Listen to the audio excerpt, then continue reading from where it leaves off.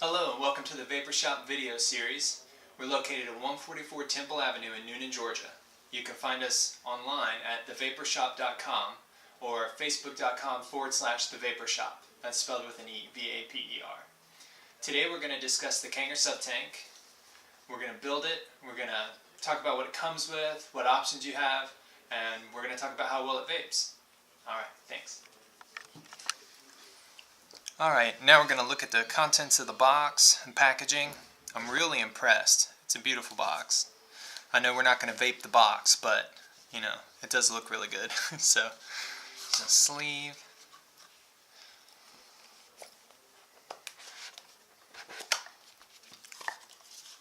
It comes with some instructions, how to soak the coil, the pre-made coils before you use them. An authenticity card. It shows you how to go on their website and check the serial numbers for what you've received and make sure that it's a legitimate product. This particular tank, as you can see, has no glass. It's because we took the glass off of this one. Alright.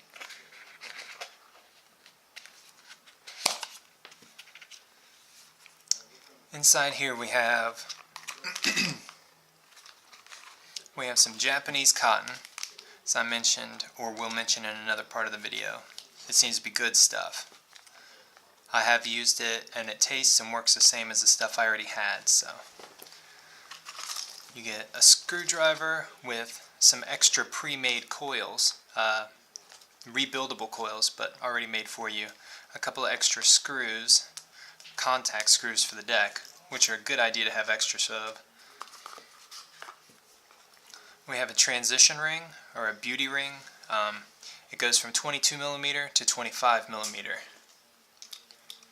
This tank is native 25mm, which is a little bigger than most mods.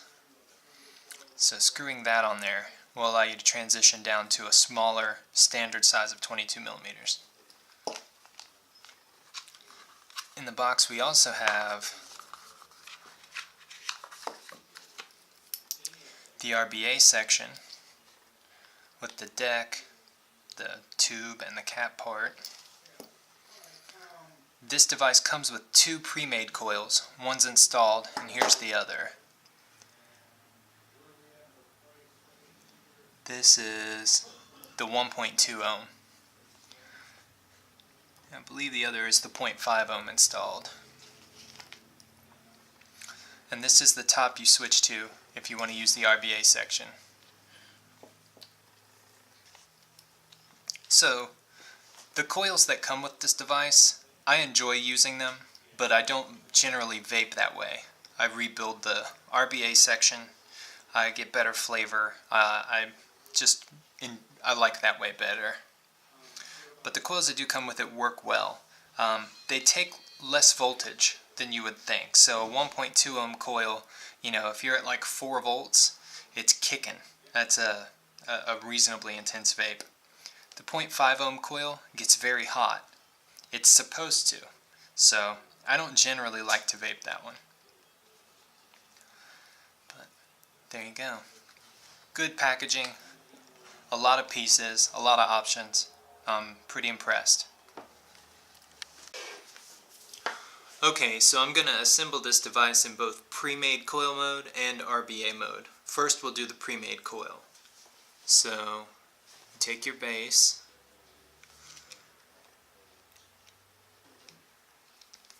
install a coil. This portion has two different tops, one for the pre-made coil and one for the RBA. The difference is the length of the post and size of the post inside. So,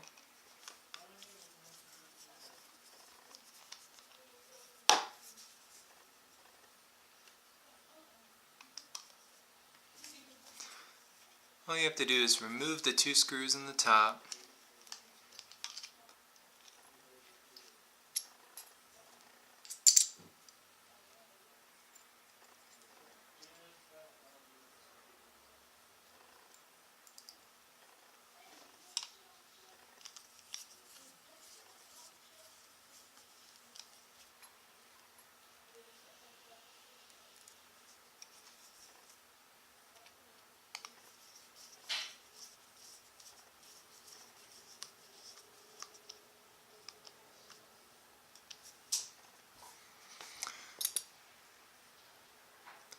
glass on, you've got your coil installed, you've got the proper top piece.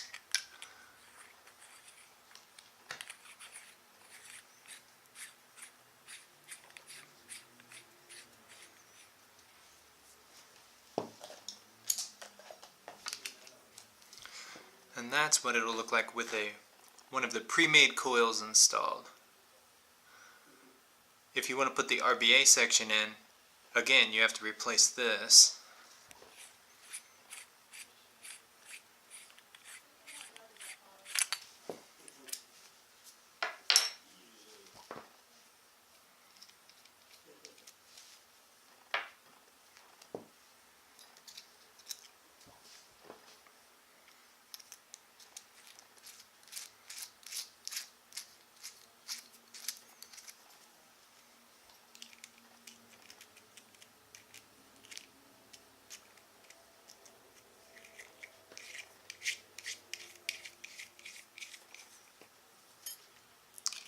You put the RBA base in instead of the coil. And now you need this top piece. So it'll look something like that. Alright. So now that we have the proper top piece in, and we have the RBA section installed,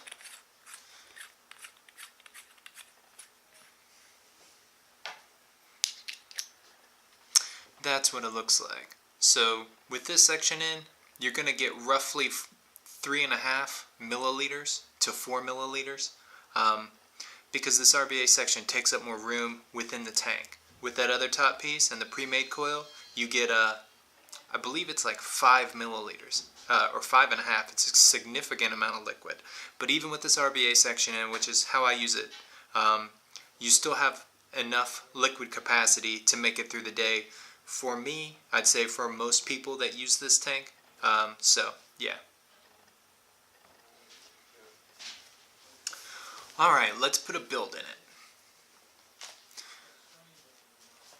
So I'm going to screw my RBA section into the base. Without the bell and the cap. And then I'm going to screw that into this just so it holds it for me. It's a little easier to work on.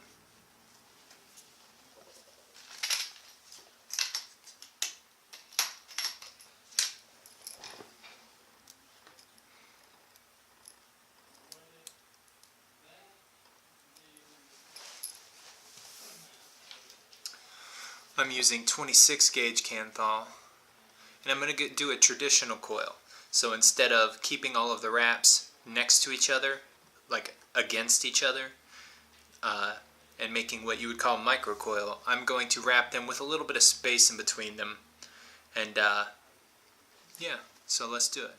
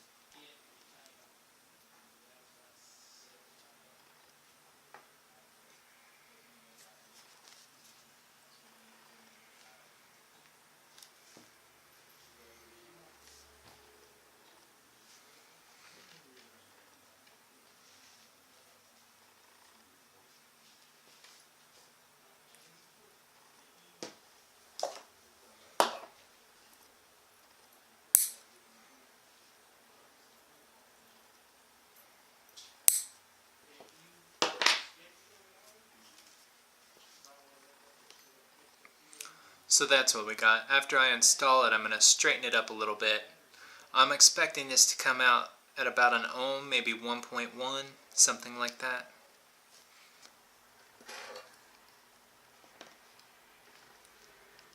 So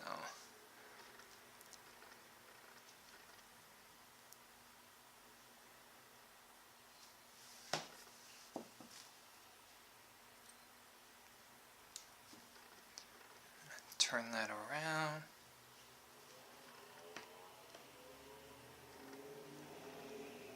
I'm kind of using my thumb to hold the coil still and using the drill bit to keep the coil straight.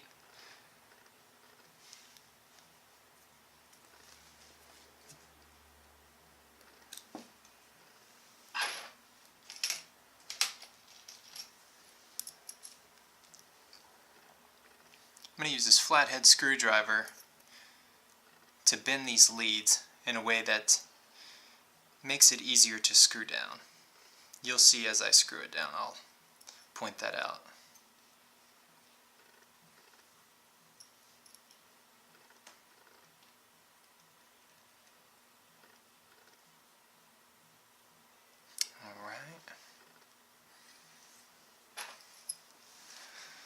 Since I use a screwdriver to bend those leads, now as I'm holding this and I pull this lead this way, it actually gets tighter around that screw, making it easier to grip, for the screw head to grip the lead. It's not a necessary step, but it's easier.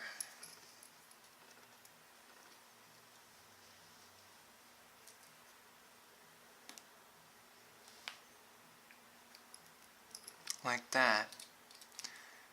The lead didn't trap. So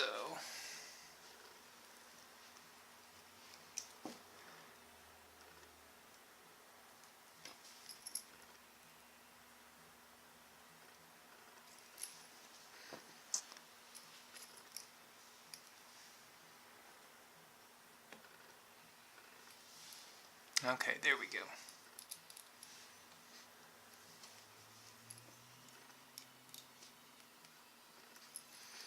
Alright, now I'm going to bend the excess of these leads up and out of the way so I can clip them off.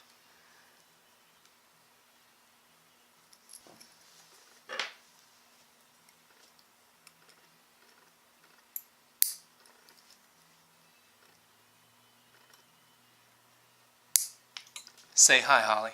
Hi. I'm hitting her with coil leads. Alright, so we got it screwed down. I'm just going to straighten it up a little bit. And the distance between the coil and the base, I like to raise that up a little bit to give the air that comes out of the air hole there a little, to be less obstructed. So, pull that up just a little bit. Alright.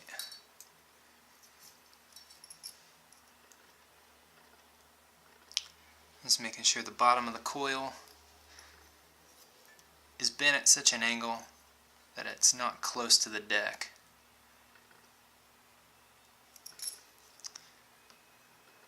Okay. And since this isn't a micro coil and I've separated the wraps of the coil, I can go with tweezers or something and make sure they're even.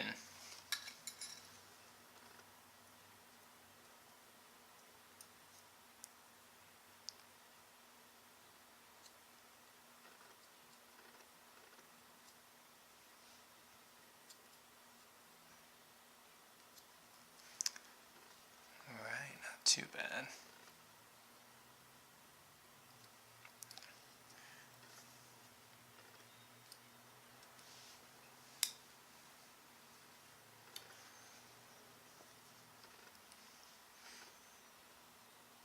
Alright, now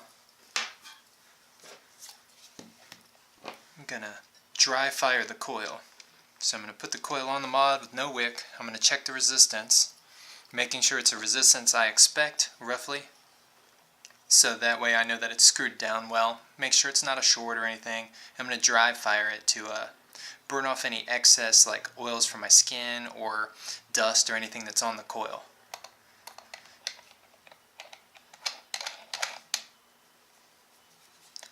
So let's see. Yeah, we're at 1 ohm.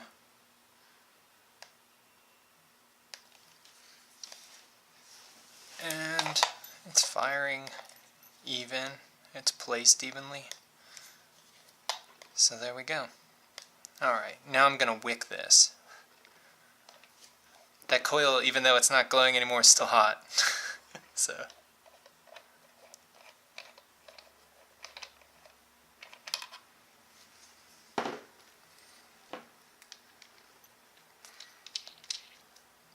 Okay, so I'm going to use Kojindo Japanese cotton to wick this.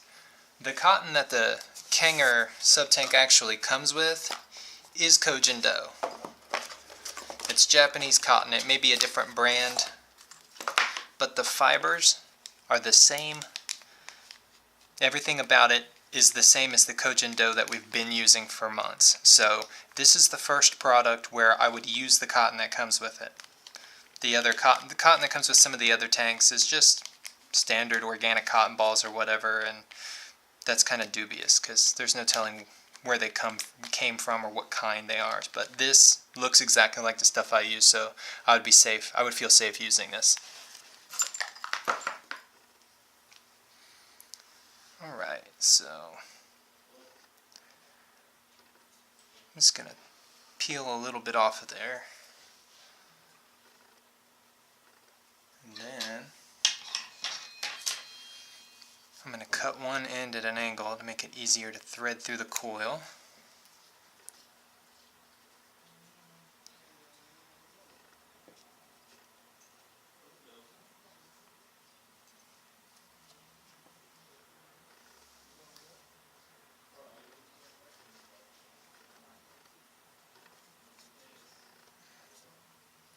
Now, you want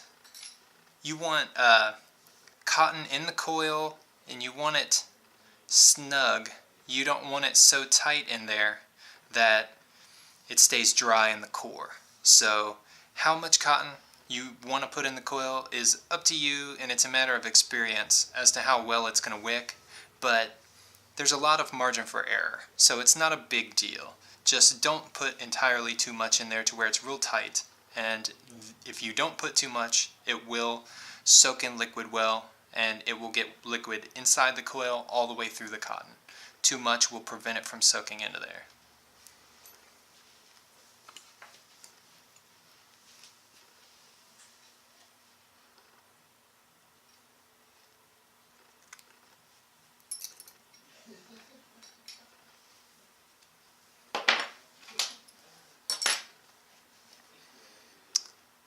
Alright, just bending those down. This cotton needs to touch that deck, but you don't need a bunch of excess.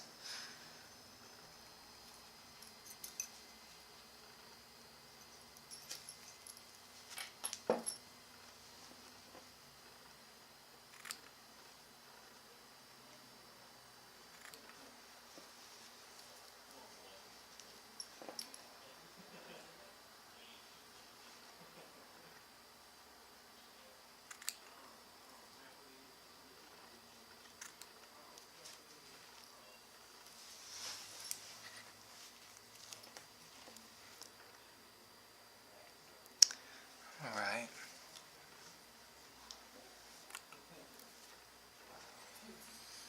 Okay.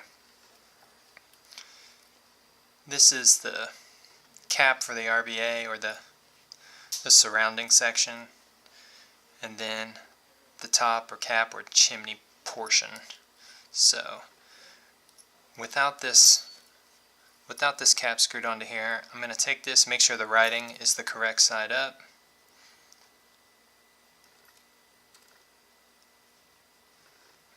Let the threads catch. Tighten that down.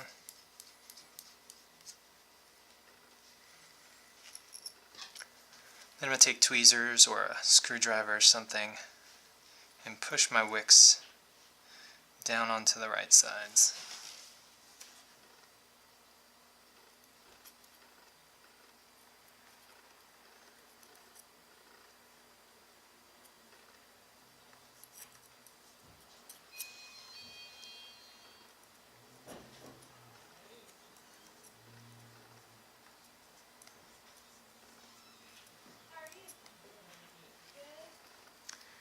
Right.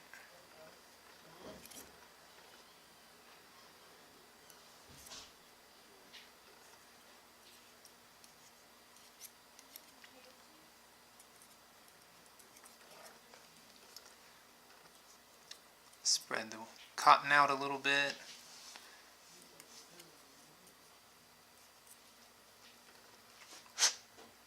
Alright, so you have something like that.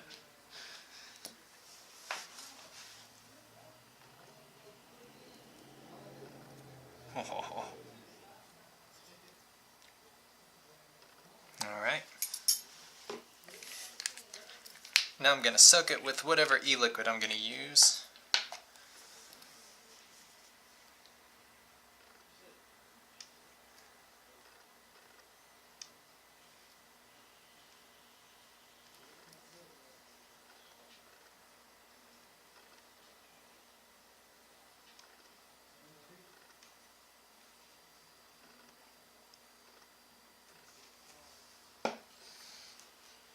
Put the top part on.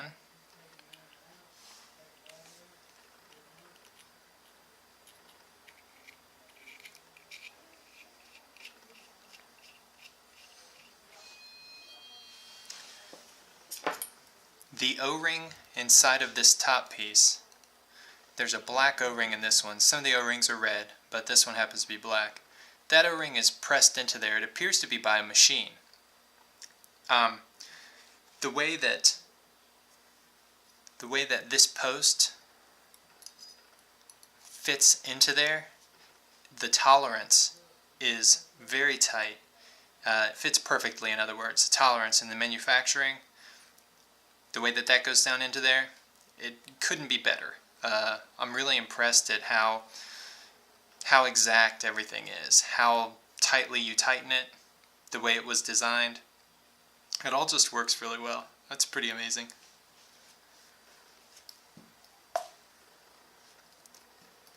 So,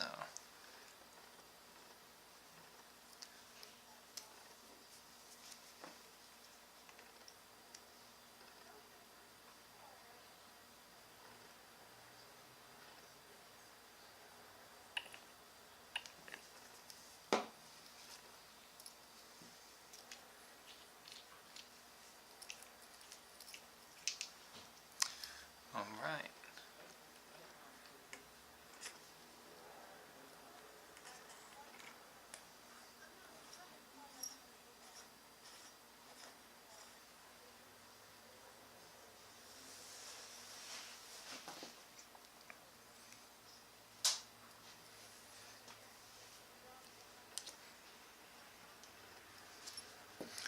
And there you have it.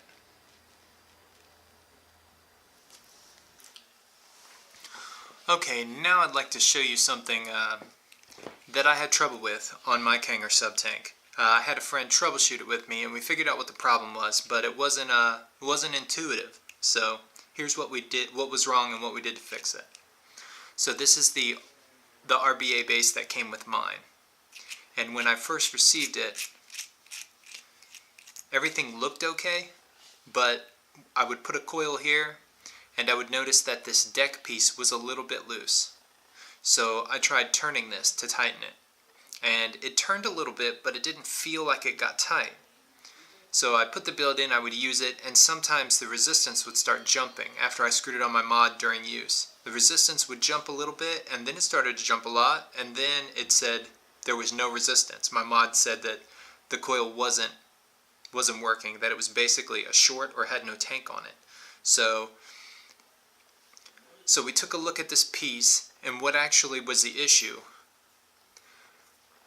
This insulator here was a bit long inside, and so even when this piece was tight all the way, the thickness of this insulator prevented it from screwing enough to pull this deck down tight.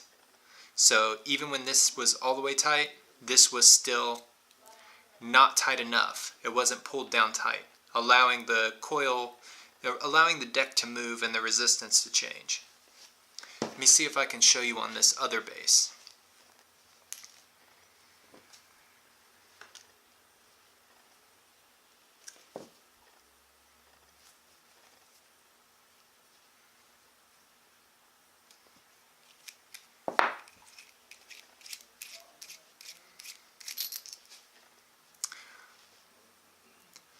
This one hasn't ever been used. It comes pre-installed with 2 coils, and if you turn this piece counterclockwise, you actually unthread it. The post in the middle, the air hole post, is actually unscrewing and dropping down through the deck.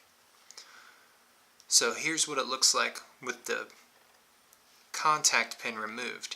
It was this insulator. This insulator was maybe 1 millimeter longer. It was just a little bit longer. So even when it was screwed all the way tight, it couldn't grab this deck enough to pull it down. So if you have an issue with yours where it jumps, or if you tighten this and this is still loose here, even though you tighten this, take a look at your insulator. If the fat part here is wider than this, if it's just too big, what we did was, he actually has a grinder, and he just set it against the grinder, gently to shave some of it off so that it would be smaller and allow this to screw in farther. But you could use a fingernail file or a wood file, any kind of, file, or even sandpaper would take that down if you need that. I absolutely did. We're positive that that's what was wrong with mine, but I haven't met anyone else or talked to anyone that's had the same issue. So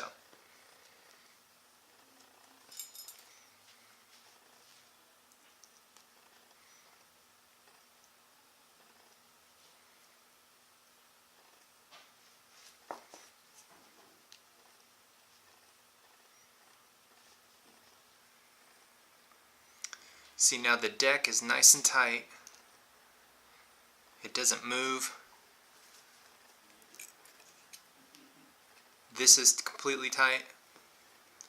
It's ready to put a build in. Okay, so we built it. I vaped it. I think you should build it and vape it too. It's a really decent device. The closest thing I have to it are Kayfuns, and I love the way Kayfuns vape. And I would describe this as a similar vape to a Kayfun, but more air, and it's more smooth. It's not, the Kayfuns aren't unsmooth, but this is a very consistent draw every time. It's probably the manufacturing. So yeah, there are some clones of this device on the market. They're running about $25, $30, and that price point's pretty close to the price of a Subtank. You can get a Subtank for roughly $35 to $55, depending on if you're talking about online or in shops and whatnot. So the price is just too close to the clone price to go with a clone. Plus, those aren't going to work as well most likely. So I would highly suggest this device. It vapes great. The flavor is killer. I love the flavor I get out of this device. Kanger is releasing a 22mm version of this device and an 18mm version of this device. I'd like to give the 22mm a try, but that's going to make the interior of the tank smaller. I'm not sure if the deck will have to be smaller. I think it will, and I don't know that I like that as much. It vapes really, really well the way it is. Good airflow, a lot of room to build in, so yeah, I would definitely recommend the Kanger Subtank. Alright, thank you very much for watching, and we'll see you again soon.